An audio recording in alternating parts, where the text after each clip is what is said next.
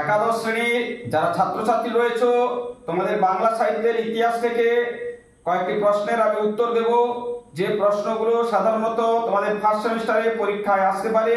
তো তোমরা শুনতে থাকো। তোমাদের পার্ট 1 আমি দিয়েছি, এবারে পার্ট 2 তে আমি কিছু প্রশ্নের উত্তর দিচ্ছি। অলচিকি লিপির উদ্ভাবককে? রঘুনাথ মুর্মু। তামিল জনগোষ্ঠী কোন গোষ্ঠীর বংশধর? দ্রাবিড় গোষ্ঠীর বংশধর। ভারতে প্রচলিত দ্রাবিড় ভাষা বংশের একটি প্রধান ভাষার নাম কি? না তামিল। বাংলা ভাষার উপভাষার সংখ্যা কয়টি? না 5টি।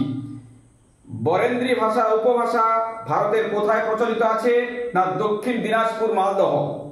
বেদান্ত গ্রন্থের লেখককে? রামমোহন রায়। সাধু ভাষা শব্দটি কে প্রথম ব্যবহার করেন? রামমোহন রায়।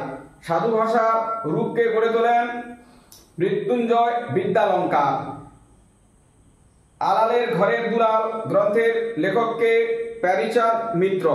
চর্যাপদের পুঁথিটি কবে প্রকাশিত হয়? 1916 খ্রিস্টাব্দে। গীত গোবিন্দ কাব্যের রচয়িতাকে? না জয়দেব। বাংলা ভাষার প্রাচীনতম নিদর্শন কোনটি? চর্যাপদ। চর্যাপদের আবিষ্কর্তাকে? হরপ্রসাদ শাস্ত্রী।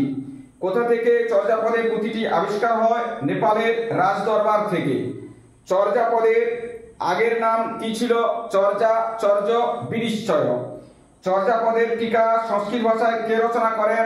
না মুনি দত্ত। এই হলো তোমাদের বাংলা সাহিত্যের ইতিহাস থেকে কিছু প্রশ্ন, যেটা পার্ট 2 তে আমি দিলাম।